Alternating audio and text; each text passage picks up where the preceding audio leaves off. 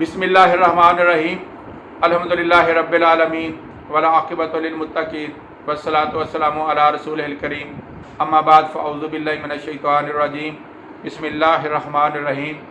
दोस्तों अस्सलामु अलैकुम। आज हम आपके सामने निकाह जो है उसके असल असूल के हवाले से हम आपसे बात करना चाहेंगे। दरअसल आज का उन्वान जो है कि शरीयत आदम अलैहिस्सलाम से लेके ताहाल निकाह के असल असूल जो है वो एक ही चले आ रहे हैं। इस मौजू पे बात को आगे बढ़ाने से पहले आपसे गुजारिश है कि आप बराए मेहरबानी इस चैनल को सब्सक्राइब कर दें और लाइक और शेयर करें, इस पैगाम को आगे तक पहुंचाने में मददगार हों। जज़ाकल्लाह। दोस्तों, निकाह के हवाले से जो आज हमने मौजू चुना है, इसमें बहुत बड़ी बात जो याद रखने वाली है कि इंसान जब औरत और मर्द की शक्ल में पैदा किया गया तो उसके पीछे अल्लाह ताला की हिकमत इसको दुनिया में फैलाना था। इंसान को एक से आदम अलैहिस्सलाम और हज़रत हव्वा अलैहिस्सलाम जब पैदा हुए, उनको जन्म दिया गया तो अल्लाह तबारक ताला ने उनकी जो तख्लीक के बाद और उनका आपस में निकाह किया, और उस निकाह के बाद जब उनकी दुनिया में आने के बाद अपनी औलाद पैदा हुई तो उस औलाद की जो है आगे फिर निकाह हुए, और इस तरह से ये सिलसिला चलते चलते आज दुनिया में अरबों इंसान जो है वो इस वक्त रिहाइश पज़ीर हैं और अपनी ज़िंदगी गुजार रहे हैं, और कितने अरबों खरबों लोग जो हैं इस दुनिया से जा चुके हैं। दोस्तों, ये इंसानियत का सिलसिला जो है वो मर्द और औरत के बाहमी जिनसी तअल्लुक़ से आगे बढ़ता है, लेकिन इस्लाम ने इसको एक हैसियत जो है वो दी है कि उसके अकॉर्डिंगली जो है औरत और मर्द जो हैं आपस में इकट्ठे हों।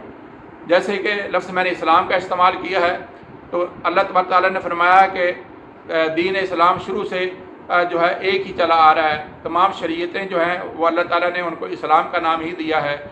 चुनांचे हज़रत आदम अलैहिस्सलाम की शरीयत जो है उस वक्त से लेके आज के दिन तक जो भी निकाह हुए हैं उसके लिए चंद एक लवाज़मात लाजमी हैं।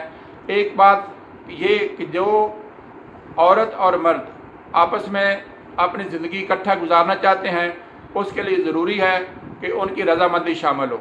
ये पहली बात जो है इजाब और कबूल की।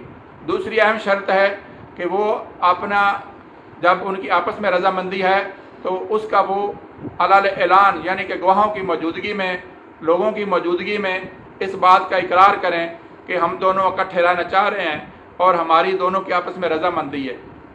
तीसरी अहम बात जो है निकाह के अंदर जो है या जिनसी तअल्लुक़ को कायम रखने के अंदर एक खुशहाल और बेहतरीन तअल्लुक़ कायम रखने के लिए वो ये है कि औरत और मर्द जो हैं वो इस बात की भी ज़िम्मेदारी लेते हैं कि अब दोनों के जिनसी तअल्लुक़ कायम करने के बाद जो आगे बच्चे पैदा होंगे उनकी ज़िम्मेदारी भी ये दोनों उठाएँगे और उनके मामलात को, उनकी परवरिश को परवान चढ़ाएँगे और उनको बेयारो मददगार नहीं छोड़ेंगे। दोस्तों, ये वो निकाह की बुनियादी ज़रूरतें हैं जिनके ऊपर पूरी दुनिया के इंसान जो हैं वो आज भी कायम हैं। आप किसी भी मुआशरे में चले जाएं, हर मुआशरे के अंदर ये तीन बातें लाजमी तौर पर पाई जाती हैं। चुनांचे अगर हम ये कहें कि हज़रत आदम अलैहिस्सलाम के ज़माने से लेके जो चीज़ें तीन मुसलसल आ रही हैं तो वो ये तीन चीज़ें हैं। चुनांचे निकाह के बाकी लवाज़मात जो हैं हर शरीयत और हर मुआशरे के अंदर उनके अपनी ज़रूरतों के मुताबिक मुख्तलिफ रहे हैं। लिहाजा हम देखते हैं कि ये निकाह का अमल जो है हज़रत आदम अलैहिस्सलाम से लेकर आज तक मुसलसल चलता आ रहा है, और निकाह में ये तीन बुनियादी चीज़ें ज़रूरी हैं। यानी औरत और मर्द जो इकट्ठा रहना चाहते हैं वो आपस में रज़ामंद हों। दूसरी बात ये कि वो लोगों के सामने गवाह की शक्ल में इस बात का ऐलान करें कि भाई वो इकट्ठा रहेंगे। और तीसरी अहम बात जो है वो ये है कि वो अपनी आइंदा आने वाली नस्ल की ज़िम्मेदारी भी कबूल करें। इसके अलावा अगर कोई तरीक़ाकार है तो उसको इंसानी मुआशरों ने कभी कबूल नहीं किया। गोया कि हज़रत आदम अलैहिस्सलाम से लेके आज तक ये चीज़ें आ रही हैं। बाकी जो औरत और मर्द कौन कौन से आपस में इकट्ठे हो सकते हैं, ये मुख्तलिफ़ शरीयतों में मुख्तलिफ़ हालात रहे।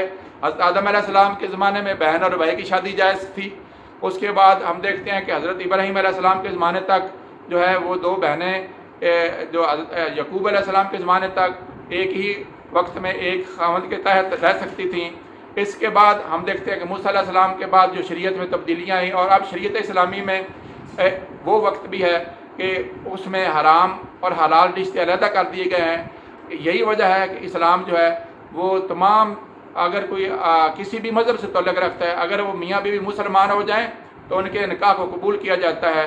اگر ہندو دونوں میاں بیوی مسلمان ہو جائیں تو ان کے نکاح کو دوبارہ نئے سرے سے نکاح کرنے کی ضرورت نہیں ہے. اگر کرسچن دو میاں بیوی ہیں وہ مسلمان ہو جائیں تو ان کو نئے نکاح کی ضرورت نہیں ہے. اس کی وجہ کیا ہے کہ اسلام کا جو بنیادی فلسفہ ہے وہ وہی 3 ضرورتیں ہیں. اگر وہ پوری ہوئی ہوں تو وہ نکاح درست ہے اور شریعت کے مطابق ہے. ہاں البتہ اسلام جو ہے ایسے نکاح کو ختم کرتا ہے جیسے بہن اور بھائی کا نکاح ہو، تو وہ اسلام لانے کے باوجود دونوں میاں بیوی نہیں رہ سکتے، ان کا نکاح ختم کر دیا جائے، کیونکہ اسلام میں بہن اور بھائی کی آپس میں شادی ممنوع ہے. دوستو اس کے علاوہ انشاءاللہ اگلے مرحلے میں ہم دیکھیں گے کہ کون کون سے رشتے اور کون کون سے نکاح کب ٹوٹ جاتے ہیں اور کیسے ان کو مینٹین کیا جاتا ہے. اسلام لانے کے بعد مختلف مذاہب کے نکاحوں کی کیا صورتحال ہوگی، اور اگر میاں اور بیوی علیحدہ علیحدہ مسلمان ہوں تو اس صورت میں ان کے نکاحوں کی کیا صورتحال ہوگی. انشاءاللہ آپ سے اگلی نشست میں بات ہوگی. وما علینا الا البلاغ.